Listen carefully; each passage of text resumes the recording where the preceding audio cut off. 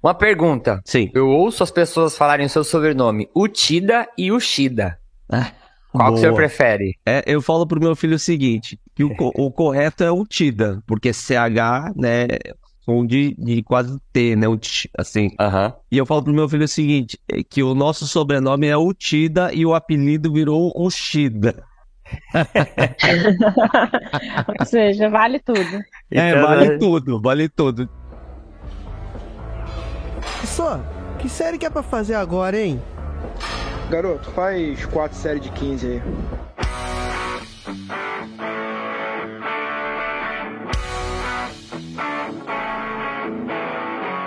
Você está ouvindo o podcast 4 de 15. Bom dia, boa tarde, boa noite. Eu sou o professor Yuri Motoyama.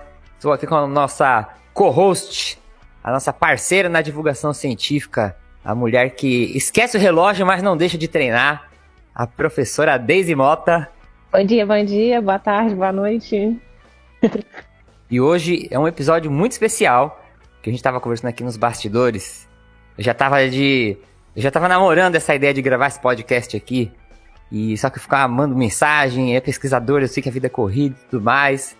Aí no episódio passado, que a gente gravou com o professor Zeca, teve um comentário lá, do professor Uchida, aí eu falei, é agora que eu já vou fazer o gancho ali, pegar na mão e chamar pra jantar. Então, quero trazer aqui com vocês, muito feliz, professor Marco Uchida. Professor, muito obrigado por aceitar o convite, é um prazerzaço ter você aqui, dá um alô pro nosso pessoal. Bom dia, boa tarde, boa noite também, Yuri, Deise.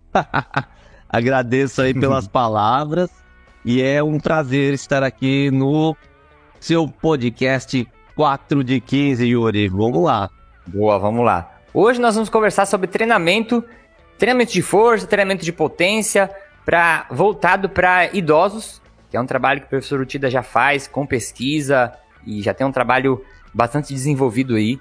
A gente nunca trouxe, nesses 10 anos, eu acredito que a gente nunca trouxe o tema idosos aqui para falar, mesmo eu tendo trabalhado muito tempo com idosos, porque eu sempre quis trazer alguém que tivesse uma pegada legal, que pudesse trazer bastante informação, e casou certinho aqui para trazer o professor Uchida, que tem uma experiência gigante dentro disso. Então, o papo de hoje vai ser muito bom. Antes de começar, vamos deixar aqui os nossos recadinhos. Fala galera, hoje os recados são bem rápidos. Não esqueça de dar curtidas aí no nosso programa. Você que está ouvindo pelas plataformas que tem avaliação de dar estrelinhas, Spotify consegue fazer isso, na Apple Podcast dá para dar estrelinha. Vai lá, não custa nada, aí a regra é dar 5 estrelinhas se você gosta do nosso conteúdo e 4 estrelinhas se você odeia o nosso conteúdo, certo? E eu vim aqui mais para lembrar vocês, e me lembrar também, porque eu sou ruim e eu esqueço muitas datas comemorativas, que agora, exatamente daqui um mês, no dia 23 de dezembro, o 4 de 15 vai fazer 10 anos. E por que eu tô lembrando isso? Se você é ouvinte novo, você tem 10 anos aí para trás de conteúdo para ouvir. É lógico que você não tem os 10 anos, né? A gente vai soltando os podcasts aí. Tinha época que 4 de 15 era quinzenal, aí uma vez ficou mensal, pouco tempo. Teve uma época que foi semanal, tinha bastante conteúdo. Mas você vai ter aí bastante tempo de conteúdo.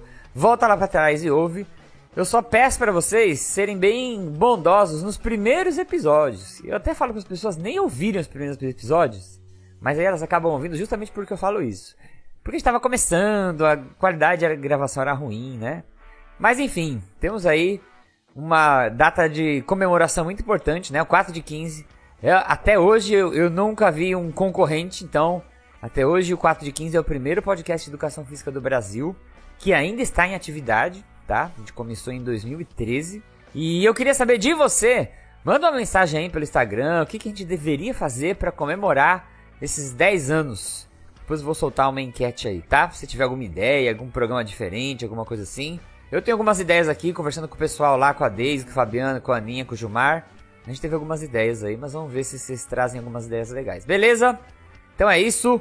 Vambora pra esse podcast com essa pessoa maravilhosa que é a Uchida. Quem não conhece ele vai ficar apaixonado, porque esse é um poço de simpatia e de conhecimento.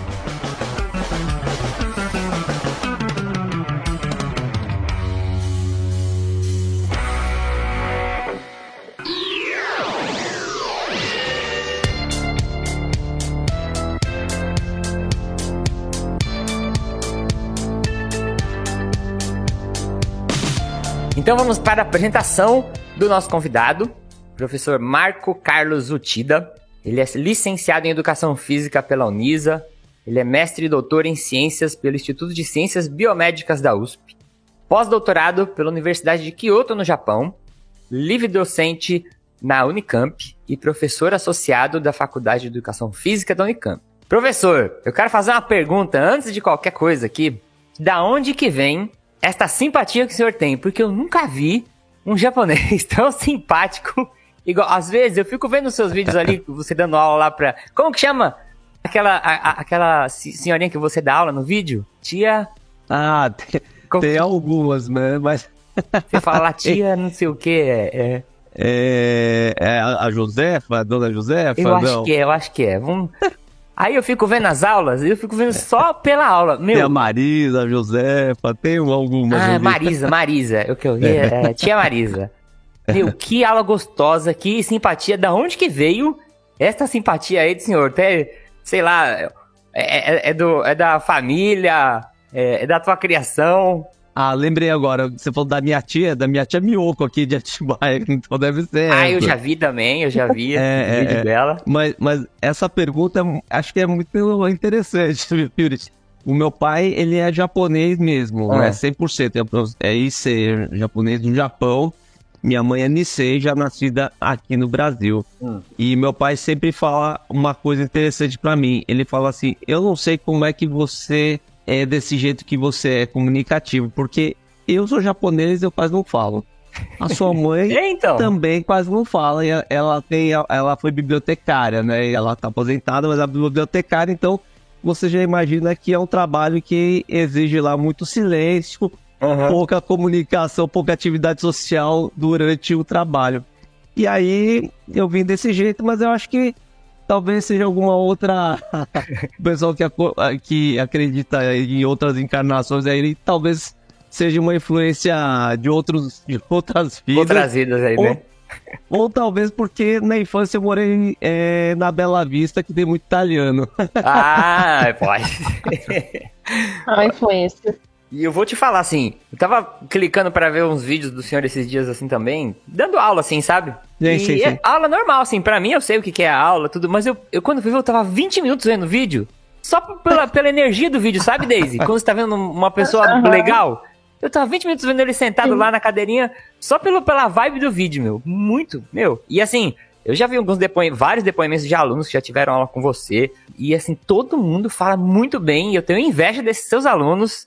Eu falar, um dia eu quero ter ela contigo, viu? O dia que eu te encontrar de verdade, eu vou te tietar mesmo. Eu vou colar, vou tirar foto, vou abraçar. Eu vou aproveitar essa energia boa aí. É na amizade mesmo, viu? Não é da tietagem não, fica tranquila. Ai, muito bom. Autógrafos. E agora, quero saber qual que foi sua história aí por trás da Faculdade de Educação Física. Quais foram suas motivações do pequeno Tida para fazer educação física? Como foi isso aí? Muito boa pergunta. Eu acho que essa parte do seu podcast é muito importante, viu, Yuri? Até porque ela pode servir futuramente, né, ou no momento presente também, para pesquisa, né, para você entender um pouquinho das motivações de várias pessoas, né, e personagens importantes na área da educação física e saúde. Então, já de antemão, dou os parabéns a você pelo podcast. Legal, e obrigado. Pela estrutura que você coloca, né, dessa forma, tá? Bom, falando da educação física, como você sabe, né, Yuri, a gente que tem aí uma ascendência asiática, japonesa, às vezes não é a primeira escolha, né? Pelo menos a minha... ela estava lá embutida, mas ela não era expressada. Então, sempre gostei muito de esporte, né? Principalmente modalidades esportivas de combate, lutas. Então, fiz judô, fiz aikido, fiz kendo, fiz kung fu. Caramba. Mas nunca cheguei na faixa preta. Mas eu sempre gostei das artes marciais em geral. E, curiosamente, quando eu tinha 14, 15 anos, eu sempre fui muito magro, Yuri. Muito magrelo. Porque a minha avó, ela falava que, assim, as minhas costelas pareciam, na verdade, um tanque de lavar roupa, entendeu? Sabe que fica aquela costela mostra, então parecia que era um tanque de lavar roupa. A molecada hoje nem sabe que é tanque de lavar roupa, mas é que tem aquelas ranhuras ali. Aham. E aí, quando eu tinha 14 anos, eu, por influência de um amigo meu que morava na minha rua, né, um vizinho meu, o Marcelo, e ele frequentava academia de musculação, isso na década de 90. Então, na década de 90, também colocando um pouco da história nesse contexto, ainda não existia o Conselho, né, Federal de Educação Física, não existia o Conselho ou Regional de Educação Física, portanto, e quem ministrava as aulas na sala de musculação eram praticantes de musculação, né, o pessoal que era fisiculturista e tudo mais. E eu via que ele treinava e o cara era fortão e tal, né, e aí eu falei assim, pô, legal, acho que isso aí é um negócio que eu vou gostar, eu gostava de exercício. E comecei a frequentar a academia bem de bairro, né? Na região lá, Zona Sul, extremo da Zona Sul de São Paulo. Começando lá no bairro do Socorro, numa academia chamada Olímpicos, ou alguma coisa assim. E era um profissional, que era o João, lembro até hoje, até bom fazer esse registro. E aí, não era, o que eu me lembro, ele não era formado em Educação Física, mas ele tinha um diploma ou certificado especificamente da Federação Paulista, né, de Culturismo, se eu não me engano. E eu brinco até hoje, que eu achava muito legal, porque o certificado dele estava na parede e era assim, tipo, a marca d'água do certificado era Hércules, sabe? Assim, o Hércules fazendo uma pose. Eu achava fantástico. Nossa, o cara manja muito, tem até o Hércules na parede, entendeu? E aí... eu achava muito legal. E assim, era muito interessante que a academia, ela ficava em cima da oficina, entendeu? Então embaixo era uma oficina de carros e em cima era a academia, uma coisa muito pequena. E os equipamentos, era ele mesmo que confeccionava. Então ele que fazia solda, montava, tirando as barras, né? Todos os equipamentos eram handmade, né? Feitos por ele. E assim, sabe, tipo Smith Brass, ele tinha feito o equipamento lá, tipo rosca Scott com tijolinhos. Eu falei, nossa, esse cara aí é muito bom. Aí, né, encurtando um pouco essa história, gostei muito e comecei a treinar, né? E aí migrei para várias outras academias e tal, isso com 14 anos, Yuri. Até minha mãe, na época, ficou preocupada, porque eu tenho uma estatura baixa, né? Tenho 1,65 m, agora deve ter 1,64 m, 1,63 m. E a minha mãe ficava preocupada. Falei, será que isso aí não vai atrapalhar o seu crescimento? Ainda tem esse mito. Sim, de que treinamento de força poderia interromper o crescimento e desenvolvimento. Mas a minha mãe também, como ela tem uma formação, né, melhor, né, em termos de recurso e acesso à informação, ela falou, não, antes de você parar, vamos usar um médico. Aí a gente foi em um médico, ele fez a radiografia do punho e mão, e ele já falou, treinamento de força, musculação, né, usualmente falada, musculação não tem nenhum problema nessa questão do crescimento e desenvolvimento. Né? Felizmente era um médico, era um médico bom. Caramba! Isso em que época que foi? Isso era 1984, cara. Pô, deu sorte ali, hein, de pegar esse médico aí. Mas... Caramba. Você lembra do nome dele não, né? Pra gente fazer uma homenagem aqui. Infelizmente não, porque na época eu só tava querendo sair de lá pra poder treinar. Rezando, tomara que ele não me impeça, Mas ele fez uma radiografia de mão e punho e ele observou, né, como é que estava o desenvolvimento ósseo, né, e as possibilidades ainda de crescimento. E ele falou assim, sua idade óssea já é uma idade óssea um pouco mais avançada. Fica super tranquilo, né, você não deve crescer muito mais do que você tem em termos, né, de estatura atual, que é 14 anos, e de fato, não cresci muito mais. Mas ele tranquilizou minha mãe de que o Triforça, ele não seria um impeditivo para o meu crescimento, né? Ou não seria algo que levasse a não desenvolver, né? Então, aí eu continuei treinando. E aí, bom, só pra também encurtar um pouco a história, eu gostava muito dessa coisa da musculação, né? Treinamento de força. Né? Logicamente, nunca tive um grande desenvolvimento hipertrófico, nada disso, mas eu gostava bastante. Só que quando eu terminei o colegial, isso foi em 1988, eu tinha que decidir por um vestibular específico e tal. E eu falei pro meu pai, eu quero fazer educação física. Eu lembro que meu pai falou assim, mas educação física, você tem certeza? Porque não é melhor você ir para uma profissão que envolvesse, né, a questão, sei lá, mais voltada para você ter ganhos financeiros. A ideia era essa, né? Porque o sucesso antigamente, e ainda para alguns hoje, ela é muito refletida na questão financeira. Ou seja, se você tem dinheiro, você é uma pessoa de sucesso, o que é um engano grande. Mas naquela época, principalmente para um imigrante, a ideia era que você tivesse uma boa condição financeira. E aí, ele falou, vai fazer economia, administração, né, alguma coisa assim. E muitos amigos meus foram fazer engenharia. E naquela tocada toda, e eu gostava e gosto, né, de carro, de moto e tal. E aí aquela coisa do moleque de 16, 17 anos. Vou fazer engenharia mecânica.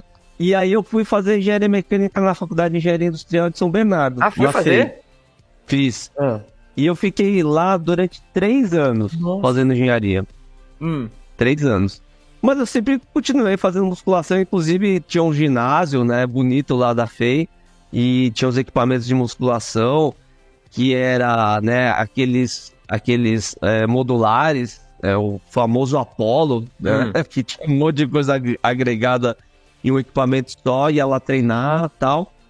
Mas logicamente ao final do 3º ano, porque o que aconteceu, Yuri, eu sempre reprovava, cara. Sempre reprovava. Então, por exemplo, Física 1, fiz 4 vezes, entendeu? Nossa. Cálculo 2, fiz 3 vezes. Cálculo é uma loucura, mesmo, né? Então assim, a minha vida foi basicamente reprovação. Então eu tava no 3º ano, mas é como se eu estivesse no 3º semestre, diríamos assim. Nossa. E aí eu falei pro meu pai, eu acho que é melhor eu mudar, né? E aí eu falei pra ele, assim, fizemos um acordo. Se eu ficasse em alguma recuperação, né, alguma prova substitutiva, eu sairia do curso de engenharia e faria outra coisa. Logicamente que eu fiquei em muito mais do que uma matéria de substitutiva. E então acabei prestando a antiga, né, chamada JOSEC, que é a Organização Santamarense de Educação e Cultura, que se tornou UNISA, Universidade de Santo Amaro, em 1991 para 92. E aí que eu entrei na Faculdade de Educação Física. Então, o meu mote foi realmente treinamento de força, viu, Yuri? Eu sempre gostei da questão da musculação, do treinamento de força, e sigo até hoje, né? Então, a minha linha de atuação principal ainda é essa área. E assim, entrei na Faculdade de Educação Física. Naquela época ainda não existia o CREF, então no primeiro ano já estava estagiando. No 2º ano, eu já era coordenador da academia, uma academia de bairro, né, que ficava na Zona Sul também, de São Paulo, na cidade de São Paulo, chamava Endurance, né, fica perto do Jardim Marajoara, naquela região e tal. E assim, né, o dono me confiou, falou, não, acho que você também pode ser um bom gestor ali. E o grande problema é o seguinte, só que eu vou te dar o dinheiro talvez só para você contratar quem não é da educação física. Também era isso. O único profissional de educação física da academia naquela época, em 92, 93, era um professor de natação. Todo o restante não era formado.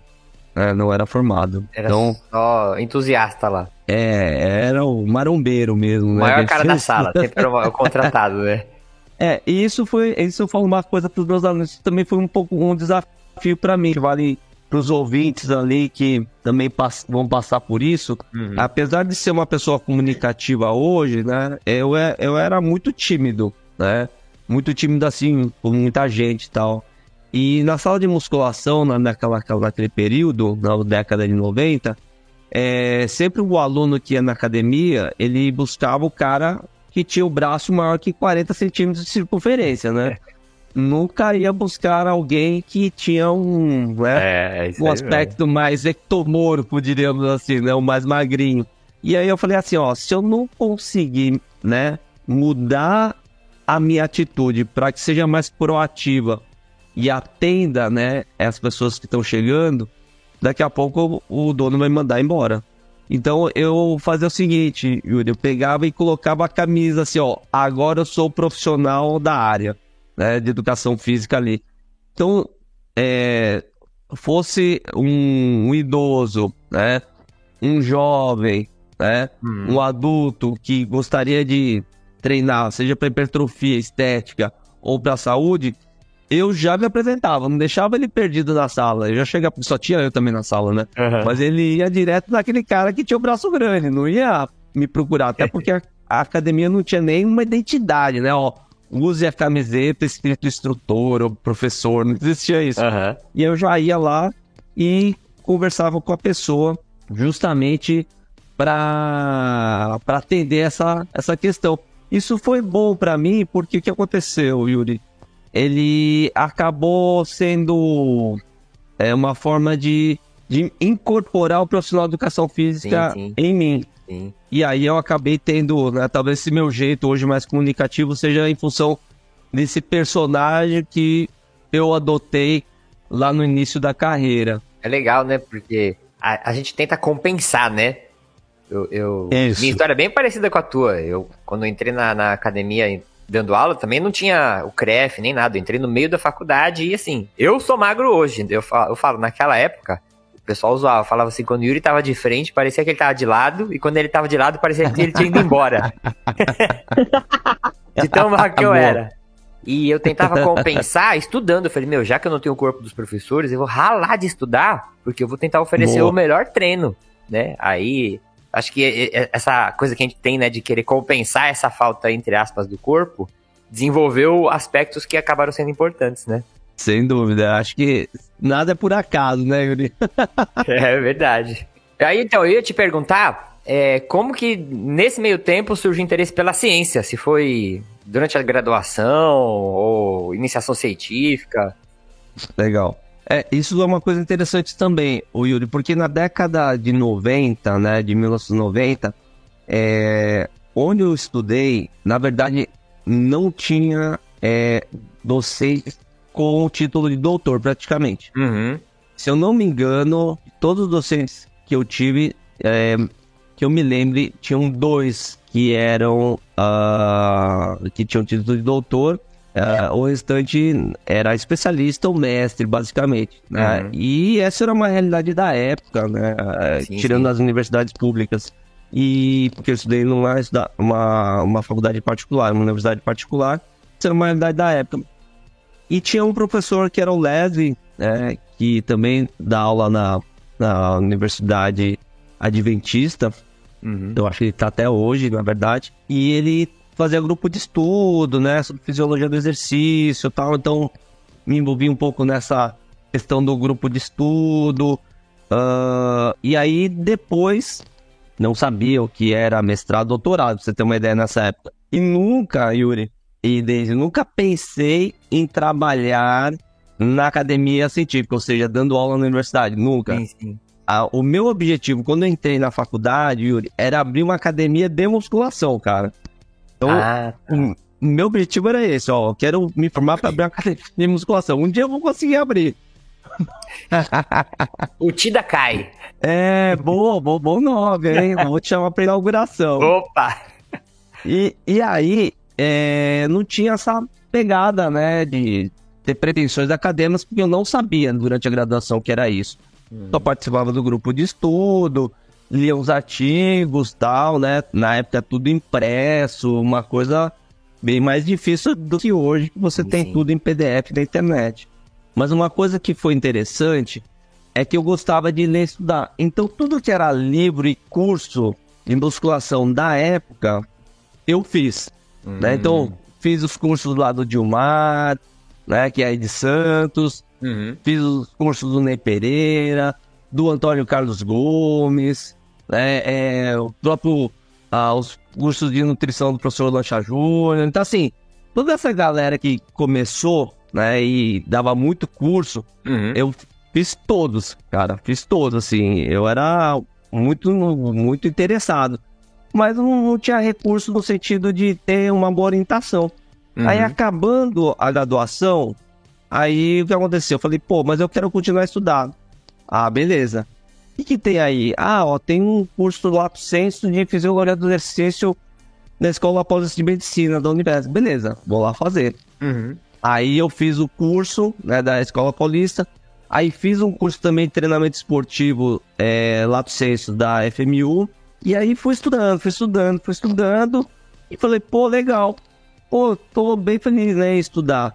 Porque eu queria estudar, né? Não era pra mim um sofrimento estudar, era porque era uma coisa que eu gostava. E aí, foi uma coisa muito louca, coisas da vida. Se eu tiver muito me alongando, você me avisa. Não, tranquilo. Não ficou que nem o Forrest Gump, cara, contador de história. E aí, o que aconteceu? Uma coisa muito legal. Eu trabalhava, né? Eu fiz um estágio na companhia atlética.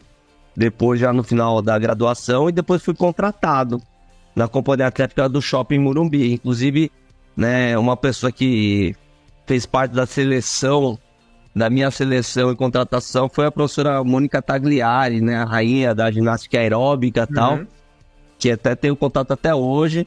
E foi muito interessante, porque lá na sala de musculação, já contratado, chegou um aluno da USP, né, o Gustavo. E aí o Gustavo fazia iniciação científica com a professora Patrícia Brum. Tá. E aí o Gustavo, conversando com o Gustavo, pô, Gustavo, tem que fazer a monografia da especialização lá do Lato Sensu. E aí eu queria fazer alguma coisa relacionada a seguinte objetivo, né? Será que fazer exercício aqui dentro de uma sala com ar-condicionado faz bem para a saúde? Porque eu sou muito alérgico, né? Eu sou bem atópico, sou muito alérgico. E vivia com o nariz escorrendo e tal, por causa da alergia. E dentro do shopping, o ar-condicionado, ele tá funcionando, né, a todo vapor. E aí ficava muito com essa curiosidade, né? E eu pegava os artigos e sempre ia para essa questão do sistema imunológico. E não entendia muito. E conversando com o Gustavo, ele falou assim, pô, é o seguinte, tem um professor lá na USP. E aí a gente entra um pouquinho no podcast do Zeca também, que é o professor GG. Caramba, o GG! Exatamente. Que é o professor GG. Ele falou, tem o GG lá do ICB da USP, né? Que é o professor Luiz Fernando Bicudo Pereira Costa Rosa. E aí, mas ele não falou isso, não. Ele falou professor GG só. E aí ele vai dar uma aula na pós-graduação da Escola de Educação Física e Esporte da USP, que ele era credenciado também lá na EFE, sobre sistema imune e exercício em agosto daquele ano, né? Não lembro exatamente qual ano era, mas certamente devia ser algo em torno de 1996, 97 talvez. E aí eu falei, pô, legal, mas será que dá pra assistir, ô Gustavo? Aí ele falou, você topa a gente visitar o professor GG lá no ICB e perguntar? Eu falei, vamos lá. E aí a gente foi no ICB, aí chegamos lá no laboratório, no Instituto de Ciências Biomédicas, e aí encontrei o professor. Aí quando você pensa professor da USP, do ICB, você pensa em uma figura, né, sei lá, de camisa, gola, fechada com a calça, né, bem alinhada, de sapato. Aí eu chego lá, tem um rapaz, né, muito novo, de bermuda, tênis, camiseta assim, né? Camiseta normal, sabe? Até meio, agora meio frouxa assim, e de barba, assim. Ele falou assim, aí o Gustavo me apresentou, e eu falei, professor, muito obrigado, né, em me receber. Eu queria saber se eu poderia assistir a sua aula como professor, como aluno ouvinte, né, da sua disciplina da pós-graduação lá aqui da Escola de Educação Física e Esporte. Aí ele era muito, né, à vontade, assim, com as palavras. Ele falou assim, grande, claro, fica à vontade aí, vai começar em agosto, pode vir aí na primeira semana de agosto e pode assistir a aula de boa, tá? Legal, cara. À vontade. Aí fiquei muito feliz. Eu falei, eu nunca pensei, Yuri, em entrar na USP, cara. Assim, nem pra ser aluno ouvinte, entendeu? E aí eu falei, pô, tô na USP, que legal e tal. Aí, encurtando a história, já chegamos em agosto pra aula, né? Quando eu cheguei em agosto pra aula dele, aí eu procurei em todas as salas lá da IFE e ele não tava. Falei, caramba, né? Será que eu tô perdido aqui na USP? Não é aqui, é no ICB? E aí eu fui na pós-graduação, falei, eu vim assistir a aula do professor GG. Aí a secretária falou, essa aula não vai ter. Ué?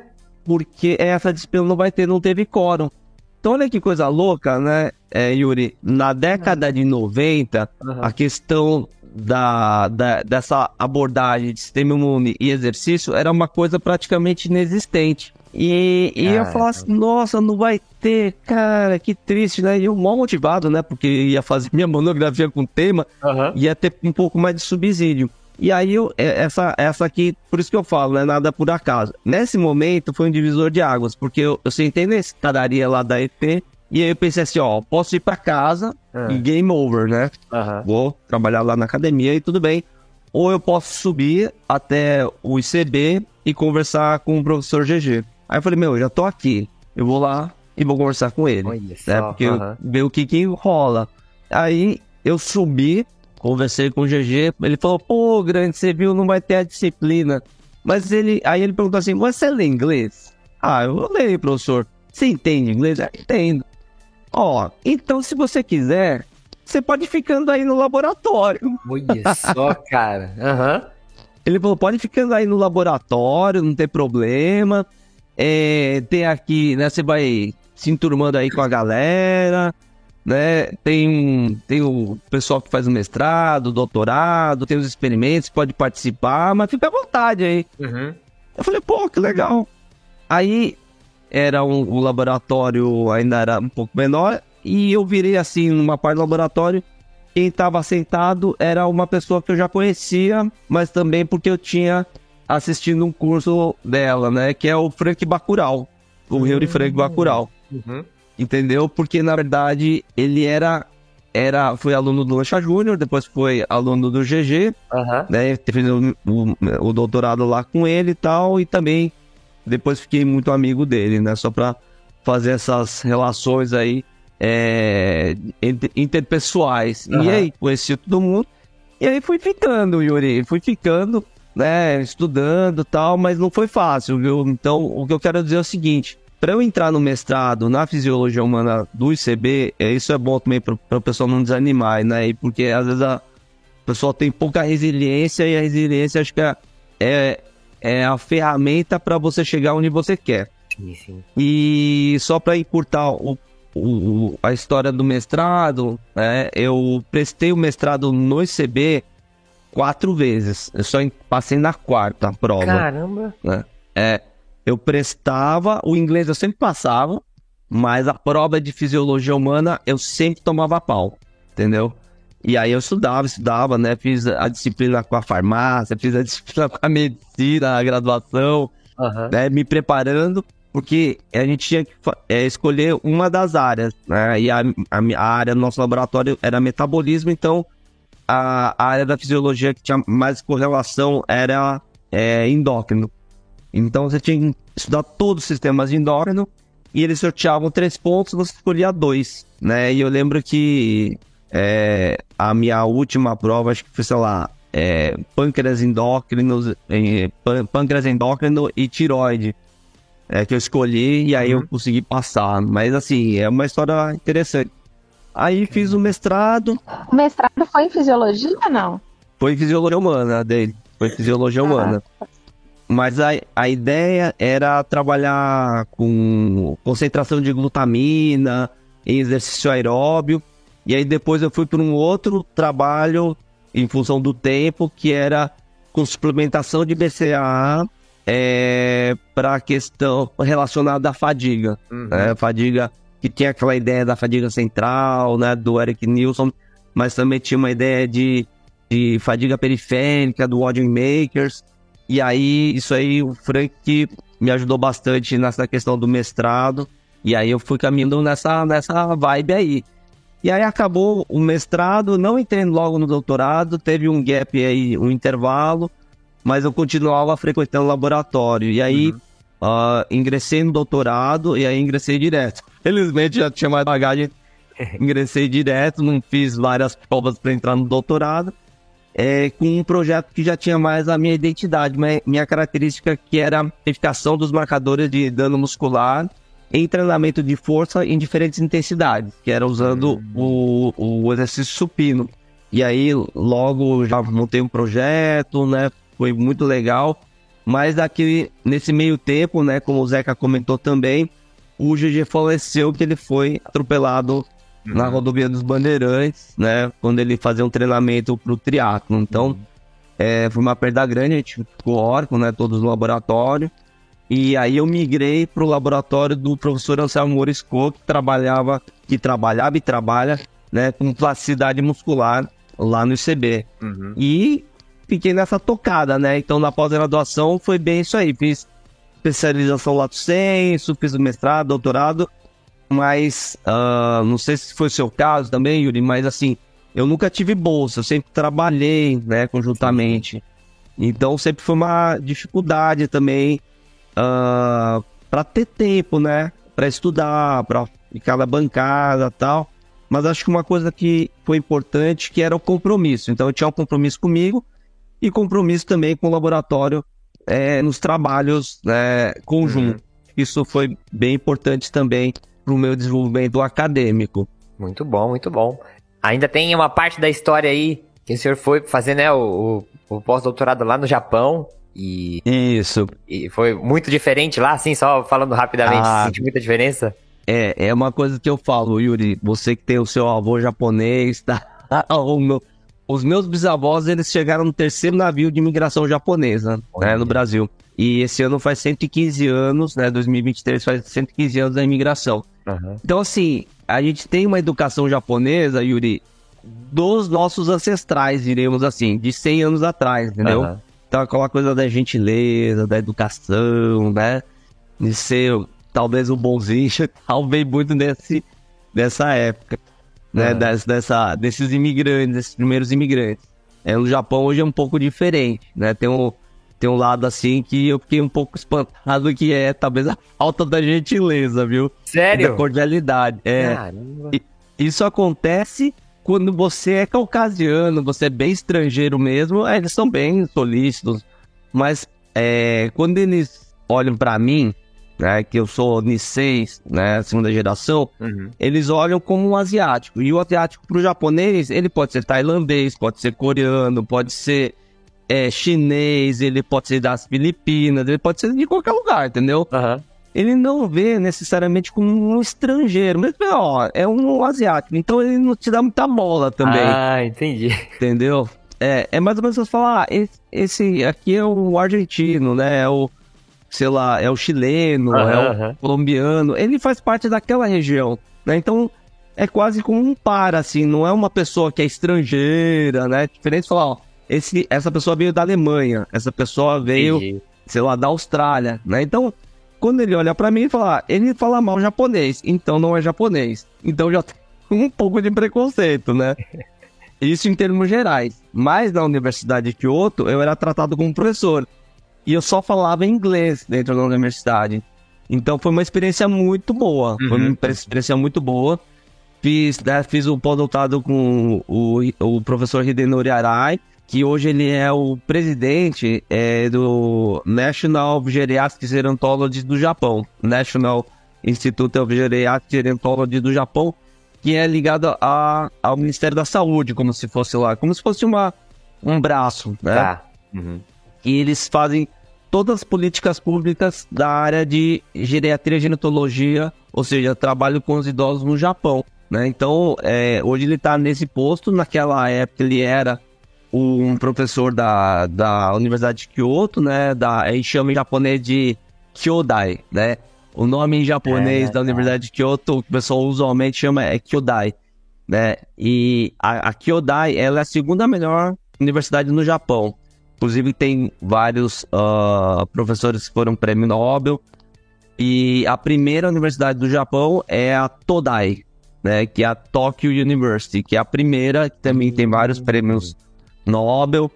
E o que é interessante é que realmente tem uma super, assim, importância. Quando você fala, eu fiz o pós-doutorado na Kyodai, né? E você fala, nossa, Kyoto University, nossa, parabéns, tal, porque assim, é muito boa mesmo, né, para os japoneses, e também tem uma importância no cenário internacional. Sim. Mas o que eu achei legal também dessa questão de fazer o pós-doc, e é uma curiosidade, Yuri, é que o meu dormitório, que era um dormitório, na verdade, para, né, alunos de pós-doutorado, pesquisadores de doutorado, ele ficava na frente do prédio do laboratório do Toshio Moritani, do Moritani Sensei, que é aquele pesquisador que falou sobre adaptações neurais e morfológicas no aumento da força muscular, né? E aí eu já conhecia o professor Moritani, então eu visitava ele com frequência no laboratório dele, a gente fez algumas coisas legal, também junto nesse período, né, do professor Moritani. Inclusive ele me levou para jantar, né, e o Moritani era uma pessoa, assim, ímpar, né? Eu lembro que ele falava assim, ele chegava, entrava no corredor do laboratório dele, ele chegava e falava assim, Professor Uchida, how are you? Esse super, né? Caramba! Aí ele falava assim, Uchida, Professor Uchida, I'm not Japanese, I'm Italian. E ele dava um abraço, eu achava muito engraçado. E era uma figura muito engraçada, porque ele chegava e ele fazia karatê. E ele chegava no corredor, ele colocava o kimono dele, né, de karatê. E aí ele treinava o kata no corredor do instituto, entendeu? Caraca. E ele fazia os katas e eu falava, gente, esse cara é muito figura. E aí ele voltava e colocava a roupa, e aí ele dizia, senta aqui, vamos fazer. E aí tinha um trabalho que ele tinha que fazer uma programação, e ele programou, sabe assim, Yuri? Eu falei, caraca. Moritani Sensei tá programando aqui pra eu fazer o experimento com ele. Eu ficava assim, super assim, feliz, né, de ter essa parceria com ele, uma pessoa que na nossa área tem uma relevância importante. Eu só consegui fazer o pós-doutorado, Yuri, porque eu entrei na Unicamp em 2012. Porque eu fui fazer o pós-doc em 2014, né, e agradeço aí a FAPESP, né, que me concedeu a bolsa para fazer o pós-doutorado, inclusive. E aí eu só consegui fazer o pós-doc porque eu já estava na Faculdade de Educação Física da Unicamp, e aí eles entenderam a importância de fazer esse intercâmbio internacional e o pós-doutorado logo no início da carreira docente, para que dessa forma ampliasse, né, as possibilidades de intercâmbio e internacionalização. Então, queria ressaltar isso, que também teve uma participação importante, né, da Unicamp na possibilidade de fazer o pós-doutorado no Japão, que só consegui fazer, aí viajando ainda mais, Yuri, graças ao Ricardo Sampaio, que hoje ele é professor da Federal de Sergipe, que ele foi meu aluno numa pós-graduação lato sensu, né, no começo da década de 2000, em Teresina, no Piauí. Caramba. Graças ao convite da professora Patrícia Uchoa, né, da Estadual do Piauí. E ele, naquela época, já tinha terminado a graduação, estava fazendo essa especialização, e ele queria fazer um mestrado fora do Brasil. E aí eu dei algumas indicações naquela época, acho que era 2008, alguma coisa assim, e ele acabou, na verdade, indo para o Japão. Né? Eu não sabia, mas depois a gente se encontrou no LinkedIn. E aí, nessa conversa, eu tô aqui no Japão, agora tô fazendo mestrado na Universidade de Kyoto com o Arai Sensei, né? Que é o professor Hidenori Arai, que, na verdade, acabou sendo o meu supervisor de pós-doutorado quando eu fiz uma visita lá em 2010. Então, assim, uma coisa... Em 2010, não, em 2012, 2013. Então, assim, é uma coisa muito louca, né? Sim. E aí, por isso que eu falo assim, Yuri, pra todo mundo, falo pros meus alunos, né, de mestrado, doutorado, principalmente, gente, o mundo é redondo, hein? E não é tão grande quanto você pensa. E network é uma das coisas mais importantes, né? O network é importante, e às vezes eu falo assim, não adianta só a genialidade se você não tem uma boa relação interpessoal, entendeu? Sim. Então, às vezes o cara fala gênio, mas é mala, só que, pô, aí é difícil também, né? Então, assim, é importante que você tenha essa percepção de que a relação humana também é importante, logicamente, sem, né, menosprezar. E eu tô falando assim, a pessoa tem que ser capaz, ela tem as suas habilidades, tem que ter, né, um bom conhecimento, mas sem dúvida alguma, né, o esforço, a dedicação e uma boa relação, né, construída entre pessoas é fundamental também, no meu olhar, logicamente. Muito bom, muito bom. E terminando aqui este bloco, professor, quero te fazer uma pergunta. A gente sempre pede para o convidado fazer uma indicação. Indicar aí se você tem alguma coisa interessante aí para os nossos convidados verem, ouvirem, lerem, jogarem, qualquer coisa. Ah, legal. Boa, eu gosto dessa parte também. Gente, eu vou passar para vocês coisas que eu acho que são interessantes. Tem um documentário da Netflix chamado Rising Phoenix, né, que é relacionado aos atletas do paradesporto, né? Então, são pessoas com deficiência, legal, que mostram o seu desempenho, né? Se eu não me engano, nos Jogos Paralímpicos de Londres. E assim, muito legal. Hoje eu tô também no movimento paralímpico, junto à Academia Olímpica Brasileira, que está sob a tutela do Comitê Paralímpico Brasileiro. Então, assim, no dia de hoje eu queria aproveitar para, né, enaltecer a questão, né, da pessoa com deficiência, mas principalmente mostrar que são pessoas, né? Entendeu? Sim. Acho que esse é o principal, não é, né, você... o PCD, né? A pessoa com deficiência. Não, são pessoas, né? Então sim. Acho que isso é legal. E aí, para quem gosta de uma coisa mais romantizada, mas também que mostra questões interessantes que tem a relação com o autismo, na Netflix também é Uma Advogada Extraordinária, né? Que também que é coreano, tá? Que é coreano. Todo mundo tá falando dessa série, sei. É um seriado coreano que mostra também, desmistifica e apresenta um pouquinho dessa pessoa, né? Que é uma advogada, mas ela tem autismo e tem uma novela praticamente, né? Mas é legal. E aí o terceiro é para quem gosta de coisas clássicas. Eu sugiro para assistir também no Netflix. Não ganho nada no Netflix, viu, gente? Mas a animação Akira de Katsuhiro Otomo. Tá? Aí sim. Esse aí é o clássico, eu assisti, né? É o clássico, mas essa molecada talvez não conheça. Então, assim, é legal que eu assisti no cinema. Você tem uma ideia, Yuri? Caramba, que legal. E assistam em japonês. Assistam em japonês, porque é sensacional. Mas isso é um tiozinho falando pra vocês. Talvez vocês tenham uma outra percepção, tá? Mas são as minhas indicações, Yuri. Quem for assistir Akira hoje em dia, que é mais novo, vai falar assim, nossa, essa cena eu já vi em outro filme. Essa cena eu já vi em outro filme. Tanta coisa no cinema é inspirada em Akira que a galera não tem nem noção, cara. Não tem noção. É igual você assistir De Volta pro Futuro e você começa a ver outros filmes e fala, meu, isso aí não, já vi em outro lugar, né? É isso mesmo. É isso mesmo. Perfeita colocação. Muito bom. E por último, professor, se alguém quiser entrar em contato com o senhor, quais suas redes sociais, deixa aí suas redes sociais, as formas de contato que você tem preferência. Eu vou deixar tudo também descrito aqui na postagem do podcast. Legal. Não, eu acho que assim, o mais fácil acho que hoje em dia é o Instagram, né? Então é o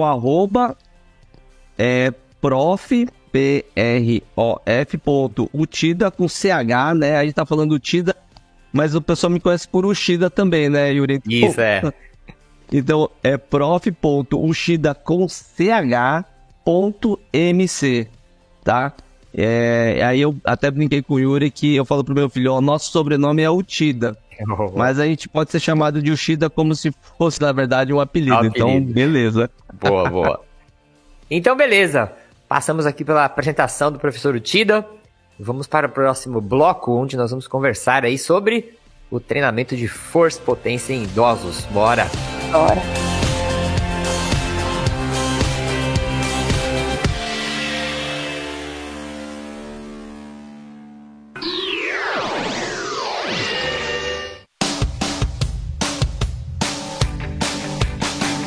Vou fazendo as perguntas aqui, professor. Eu acho que é interessante até para as pessoas que estão iniciando, né? A gente tem muito estudante de educação física que ouve o nosso podcast. Como o senhor definiria, de maneira bem rápida, a força e a potência muscular? Boa pergunta, Yuri. Então, é caracterizado força, geralmente quando você realiza um esforço, um esforço físico próximo do seu máximo, né? Ou seja, contra uma determinada resistência. Essa resistência pode ser simplesmente ação da gravidade. Mas a gente fala força quando relaciona-se justamente a um esforço muito próximo do seu máximo, empurrar, né, ou puxar algo, né, com uma intensidade alta. Já quando você fala da potência, já emendando, que eu acho que você vai perguntar isso, né, Yuri?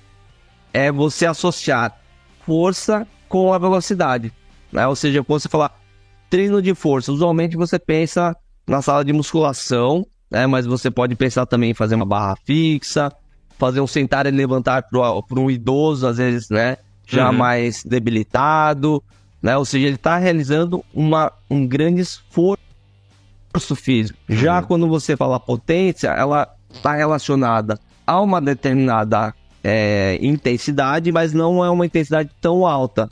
E envolve obrigatoriamente a velocidade máxima para aquele determinado peso, implemento, ou, né, o próprio peso, né, corporal, própria massa corporal, tá? Então, potência é sempre voltada usando uma velocidade. Então, é você fazer ação concêntrica rápida. Tá. A fase excêntrica controlada justamente para minimizar a possibilidade, né, de lesão, de dano articular, né? Então a ideia é a concêntrica rápida. Não existe potência se você não fizer ela na sua expressão máxima também, viu, Yuri? Eu vou fazer mais ou menos rápido. Não. Você tem que pensar em fazer o mais veloz possível. Tá? Então, quando a gente fala força, é um esforço de maior intensidade, e a potência, geralmente a intensidade ela tá mais voltada com um componente de velocidade. Boa. E uma coisa que eu queria ouvir do senhor, que assim, você trabalha, né? Tem bastante trabalho voltado com idosos, né? Sim. No chão de fábrica aí, né? No frigir dos ovos. Qual o discurso, ou como que a gente poderia transferir essas informações para poder convencer um idoso que é importante ganhar força e potência? Porque você fala assim, é importante ganhar força e potência, mas às vezes ele não tem noção, né? Como você falou agora, do que é a definição de potência, né? Mas quando você vai conversar com um idoso ou instruir, né, as pessoas a conversarem com essa população, que fatores você fala assim, que seriam de convencimento para um idoso falar assim, poxa, eu preciso disso, preciso de força e potência?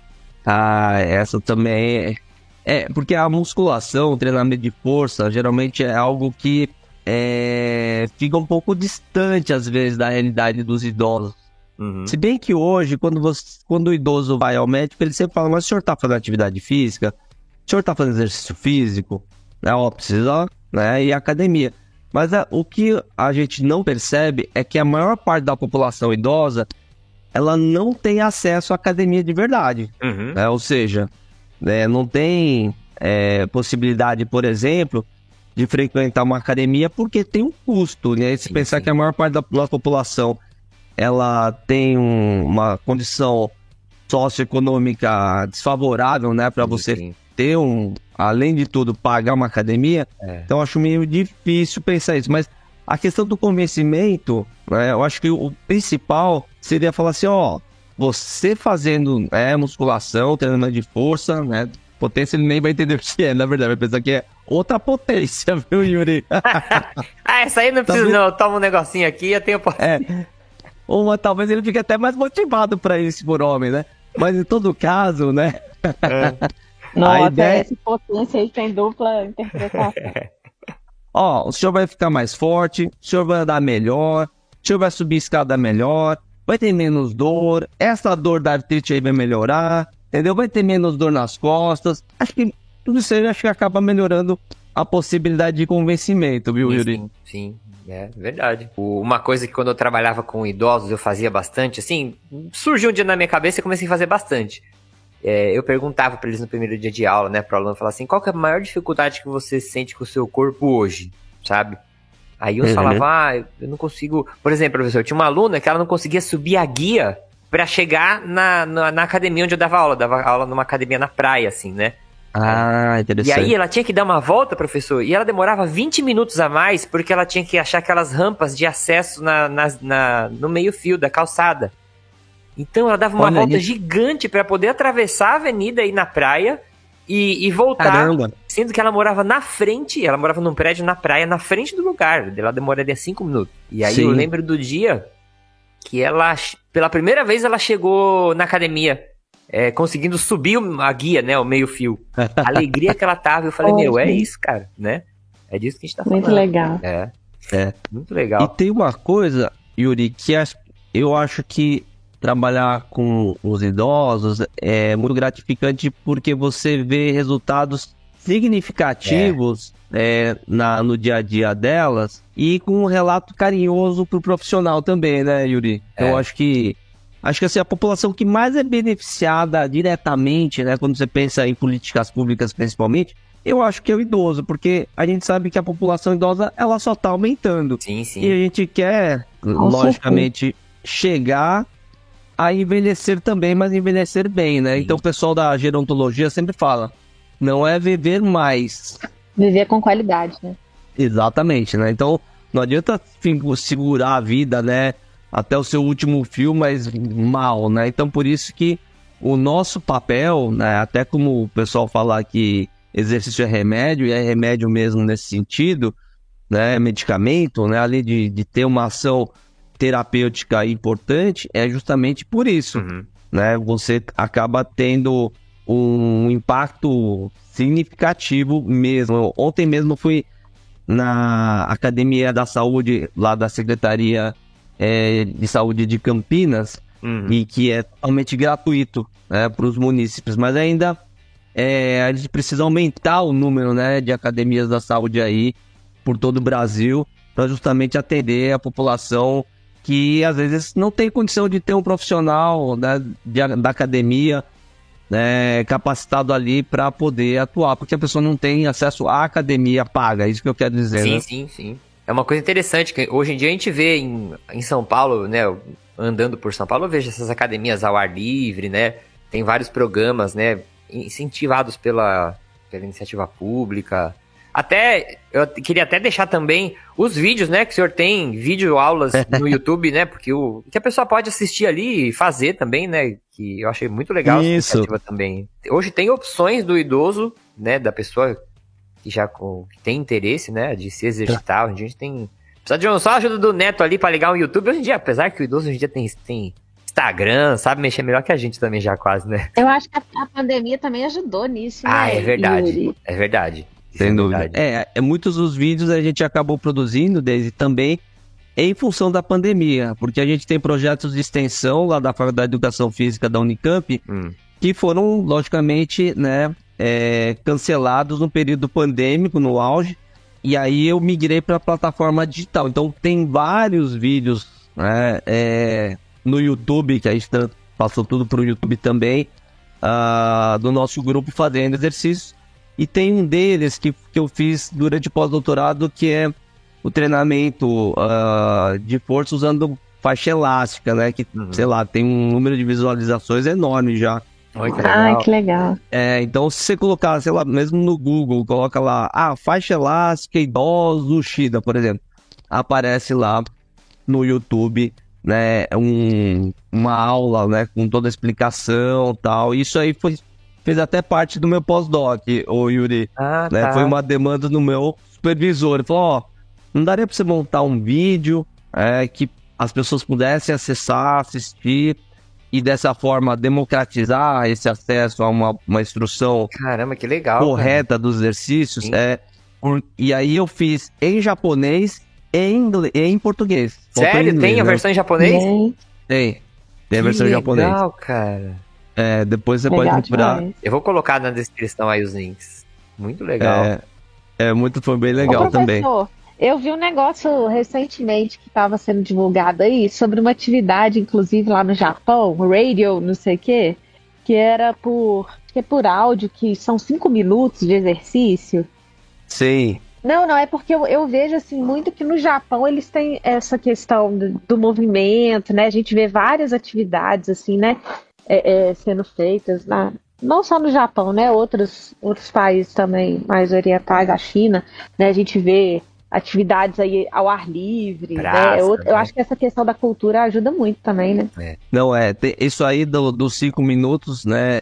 Acho que a Rádio Taiso, ela tem já há muitos anos, na Liberdade, né? Eu não sei se ainda tem, mas até pouco tempo atrás tinha também de manhã, né, do bairro da Liberdade em São Paulo, né? Que é um bairro agora, um bairro característico asiática, oriental, né, era de origem japonesa, mas também não posso esquecer aí que teve, né, uma importância também para os negros, né, que foi também um bairro que foi, diremos assim, muito mal talvez utilizado naquele período, mas que tem hoje o seu retrato também, né, não só em relação à cultura japonesa, mas também, né, a cultura africana também. Então, acho que isso também é para manter o crédito, né? Porque eles falam Liberdade, fala só que é um bairro asiático, oriental, e não é isso, né? Mas lembrando que há pouco tempo tinha isso, e o japonês, ele tem uma coisa da cultura, do movimento bem presente, né? Então, ele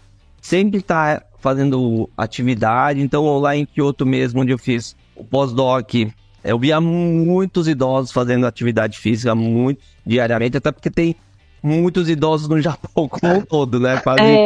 Lá é longe. Acho que lá tem muitas pessoas, né? Octogenários, longevidade lá alta. É alta. Hoje já tem mais de 100 mil pessoas centenárias, né? Com mais de 100 anos, entendeu? Nossa. Então, assim, é um negócio incrível. Então, é muito legal porque você vê cabeças brancas por todos os lugares, né? Então, assim, andando de scooter, andando de bicicleta, no supermercado, no banco, em todos os espaços possíveis. E eles se preocupam muito, né, com essa questão da saúde da alma, mas a saúde física, ela impacta bastante. Mas isso eu acho que tem um pouco a ver não só com a cultura, mas com a educação. Então eu percebo que a educação e, logicamente, a condição financeira da população, né? Ou seja, você tem tempo para fazer exercício. Enquanto que, por exemplo, no Brasil, às vezes você não tem tempo, porque só de deslocamento do trabalho, ida e volta, você demora 3 horas, entendeu? Sim.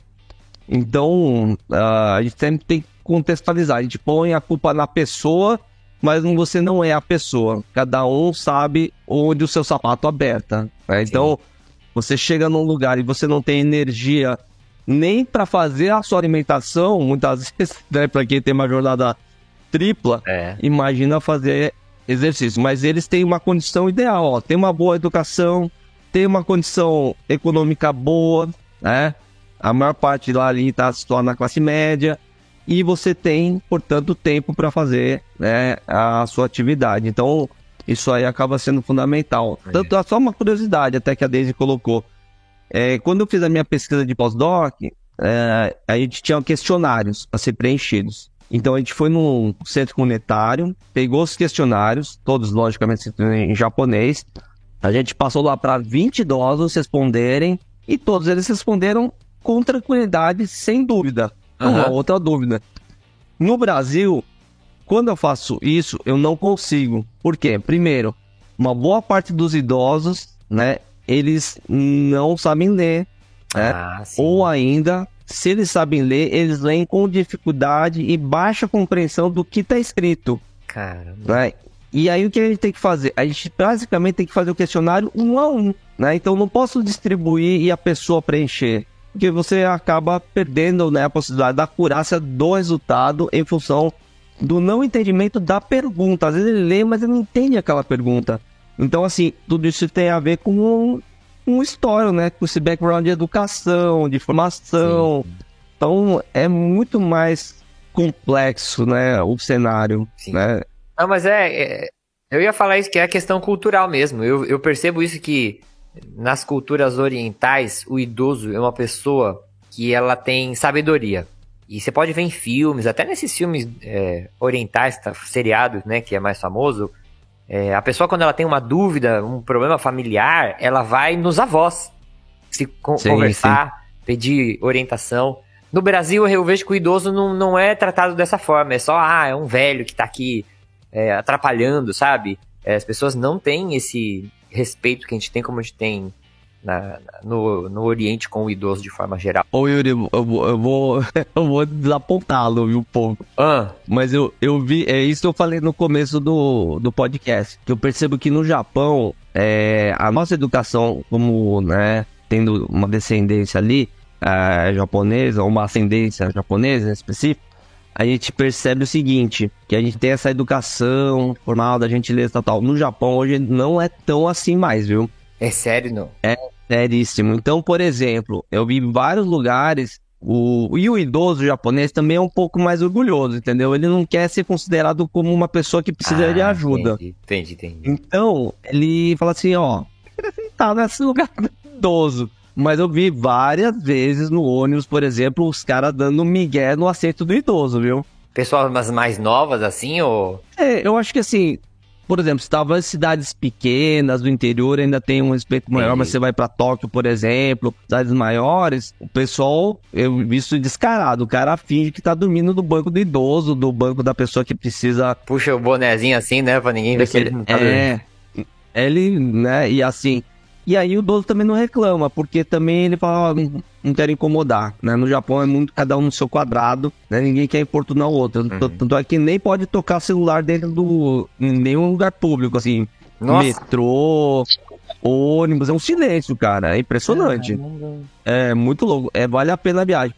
E aí, né, contextualizando essa questão que às vezes a gente tem essa visão do país mais desenvolvido dando mais respeito ao idoso, pelo menos no Japão, eu vi que em alguns lugares ok, mas talvez não tenha muito isso. Tem isso na família, né? Na família, né? De você recorrer a quem é mais sábio. Sim. Né? O seu Dichan, a sua Bachan, sem dúvida. Mas, por exemplo, quando você vai num local público, né? Isso vem várias vezes também, ô Yuri.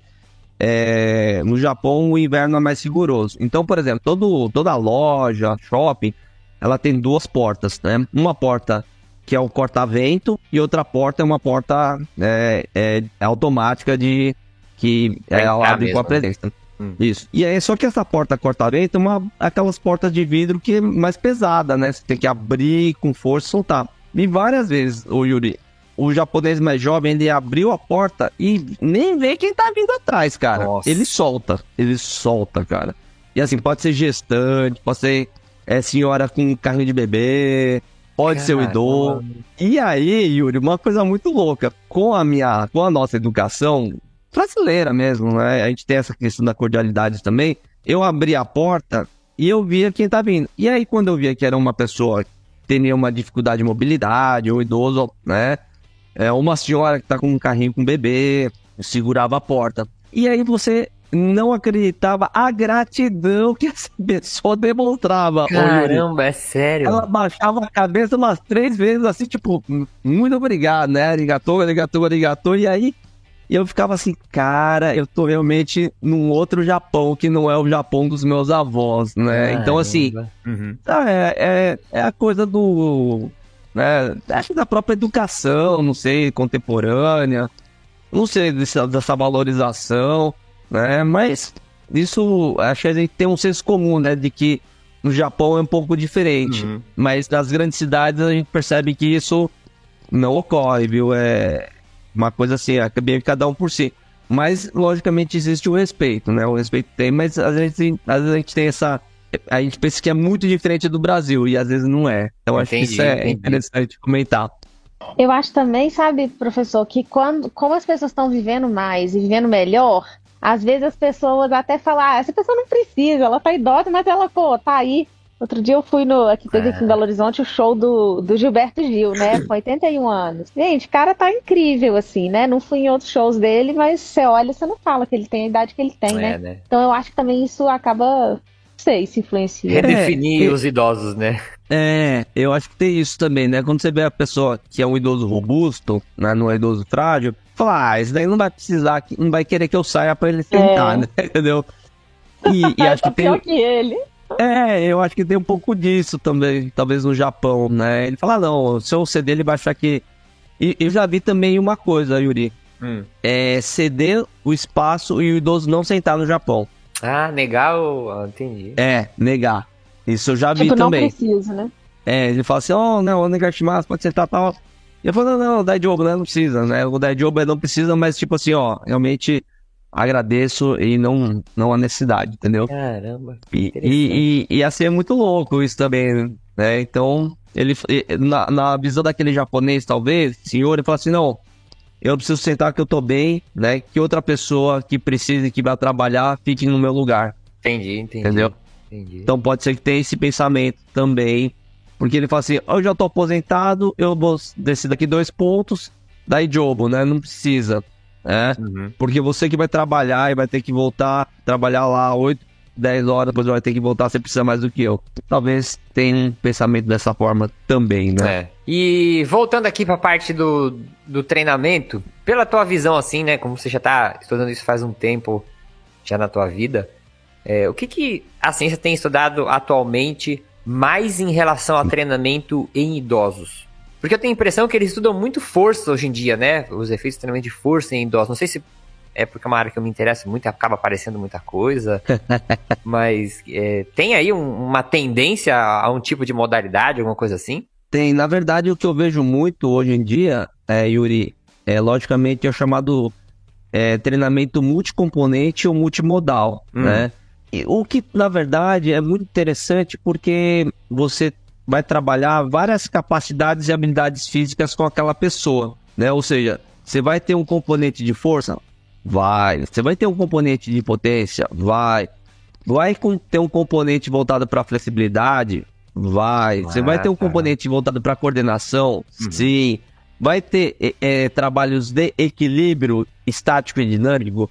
Sim. Então, assim, você vai ter um trabalho de resistência? Sim. Então, na verdade, você montar um treinamento que não tenha uma característica de uma valência só física. Né? Ou seja, você vai trabalhar tudo um pouco. Ele vai ser o cara mais forte? Não. Ele vai ser o cara mais resistente? Não. Ele vai ter o melhor alongamento? Não. Mas ele vai ter tudo um pouco. Né? E isso compõe a característica, né, que a gente espera um bom condicionamento físico, melhora da função física, né? Porque, por exemplo, a gente da educação física geralmente não adiciona, por exemplo, exercícios de coordenação e exercícios de equilíbrio, né, na rotina. Então você põe lá o idoso para fazer treinamento aeróbio e força e, né, faz aquele alongamento psicológico lá que eu falo às vezes, né, no final, né, psicológico 10, 15 segundos não faz muita coisa, né?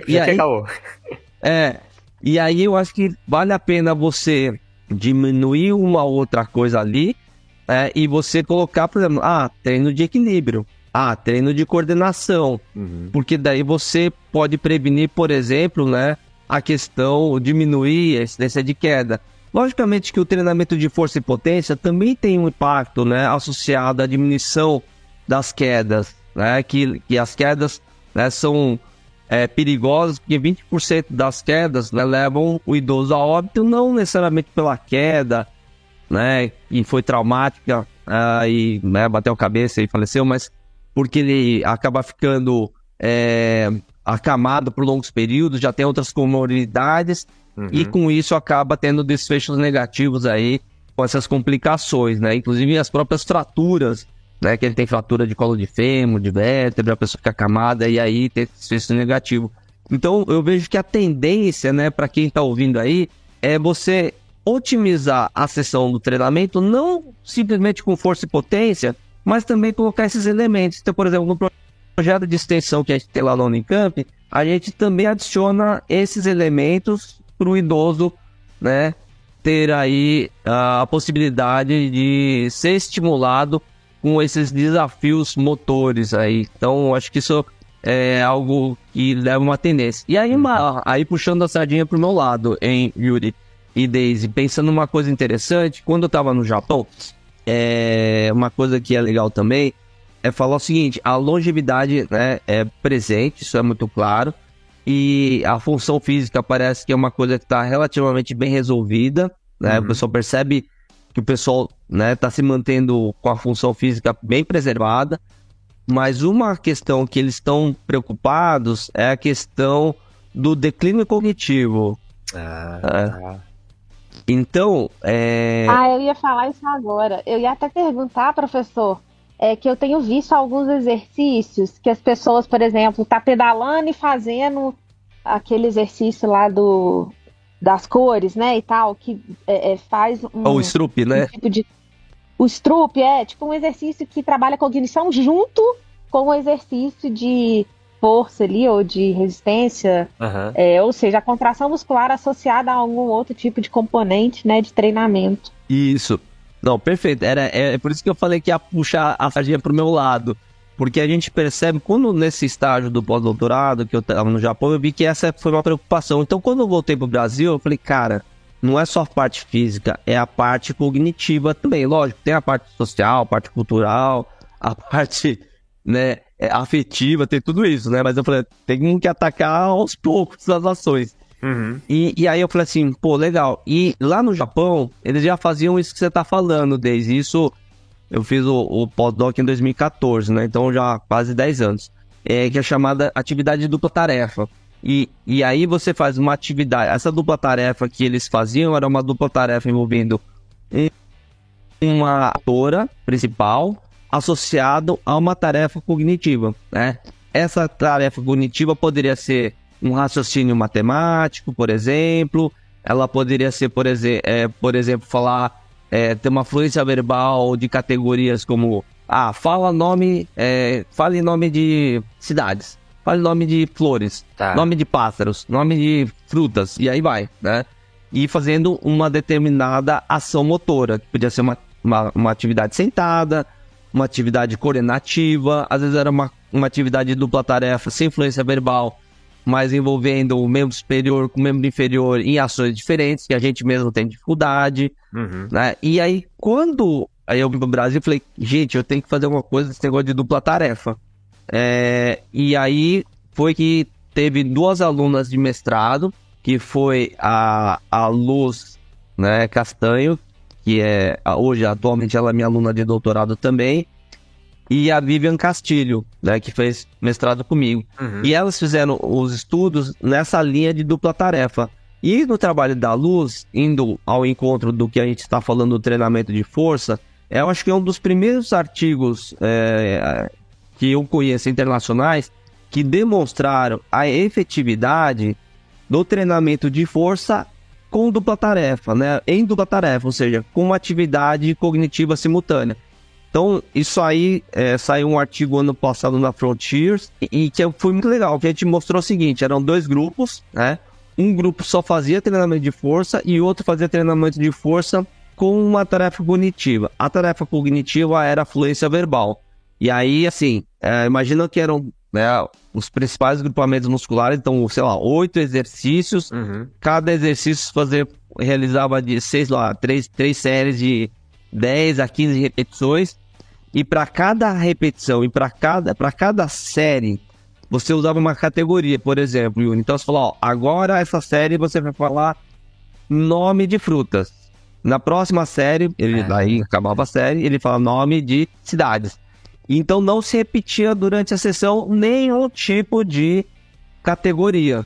Então ele estava lá, a pessoa estava fazendo leg press, então a cada ação concêntrica ela fazia menção a uma palavra. Então, vamos fazer uma conta. E aí, falava assim, por exemplo, fruta. Então, agora é caqui, abacaxi, ameixa, pitanga, nananã. Aí, próxima categoria, cidade. Então, Santos, Atibaia, São Paulo, Campinas, BH, e aí vai, entendeu? E aí, o que a gente conseguiu verificar? Que ao final das 14 semanas de intervenção, os 2 grupos melhoraram a força e a função, o que foi ótimo, né? Então, isso que era esperado. A gente até pensou, talvez o dupla tarefa, né, não tenha o mesmo ganho de força, né, do grupo força, mas melhorou igualmente. Mas apenas o grupo dupla tarefa, que fez as 2 atividades motora e a cognitiva simultaneamente, melhoraram a parte cognitiva. Que legal, cara. Isso através de testes, né, como testes de memória, testes de fluência, né, verbal. Mas o que foi mais legal foi que a gente teve isso corroborado com um dado fisiológico, que a gente mediu o BDNF, né? Que é o fator neurotrófico, né? derivado do cérebro, né? Derivado. É o Brain Derived Neurotrophic Factor.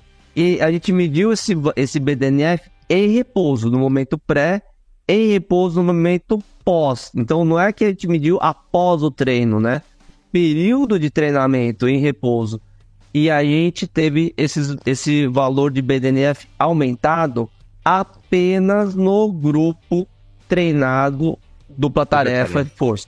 Que legal, caramba. E esse outro trabalho da Vivi, né, da Vivian Castilho, foi justamente usando, sabe a escada de agilidade que a gente usa, né, para você fazer treinamento? Aquela no chão, que desenrola no chão, né? Isso, que desenrola no chão. A gente fez esse treinamento com os idosos, colocando fita crepe no chão. E aí, o que foi muito legal é que também a gente fez um grupo só escada de agilidade e um grupo escada de agilidade com dupla tarefa. E o grupo dupla tarefa também teve melhor desempenho cognitivo, né, nessa atividade, que já é difícil per se, né? Que ela tem agilidade, mas ela envolve muita coordenação.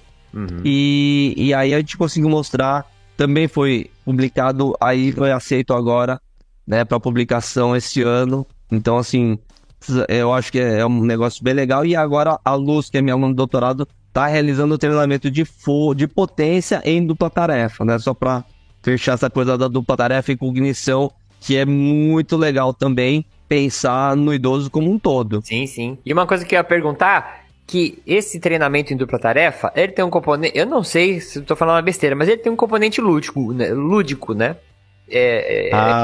Com esse desafio de ir falando nomes, será que se avaliasse, sei lá, uma escala de afeto, será que não seria mais prazeroso também esse treinamento dupla tarefa, né? Eu fiquei pensando nisso, né? Eu vou dizer que a gente não fez nenhuma avaliação, mas qualitativamente, pela nossa observação, parece ser muito motivante, viu, Yuri? Você pegou bem a ideia. Né? Porque é uma diversão, né, esse desafio. Sim. E aí você pode... Eu, por exemplo, eu faço um trabalho voluntário aqui na minha cidade, numa instituição de longa permanência para idosos. E eu faço dupla tarefa com eles. E assim, né, é lógico, são idosos já mais frágeis. E aí você percebe que nesse momento, se a pessoa, por exemplo, fala assim, fala em nome de frutas, e é uma pessoa que já tem início de demência, se ela falar 2 frutas, ela já falou fruta pra caramba, entendeu? Ela falava nada. E é muito louco, porque você olha pra ela e fala assim, frutas, e ela fica olhando pra você, tipo, o que você quer que eu fale, né? E ela falou, frutas, e ela fala, maçã. É isso aí, e aí a gente continua, entendeu? Que legal. Mas é um recurso que é barato, é indolor e é o que você falou. Pode ser lúdico motivante, entendeu? Que legal. Muito legal mesmo. É muito legal. Você sabe, professor Yuri, não sei se vocês conhecem um programa que tem aqui na UFMG, que chama Envelhecimento Ativo. E abriu até as vagas agora, e aí dentre as atividades, tem várias atividades, inclusive tem até balé, Olha que legal. Tem atividade online, e uma das atividades chama Divertidamente, que eles colocaram algumas atividades assim, cognitivas junto com atividades de movimento e tal. Eu achei super legal esse nome, Divertidamente. Não, muito legal. É bem por aí mesmo, né? Acho que é uma das ideias para que a gente consiga manter, acho que para manter a presença da pessoa, né, nas nossas atividades, é justamente ter essas ferramentas, né, Daisy? Então, dou os parabéns aí pro pessoal da UFMG né, por essas ações. E aí eu acho que vale a pena ressaltar, né, pensando assim um pouco no meu histórico em relação ao treinamento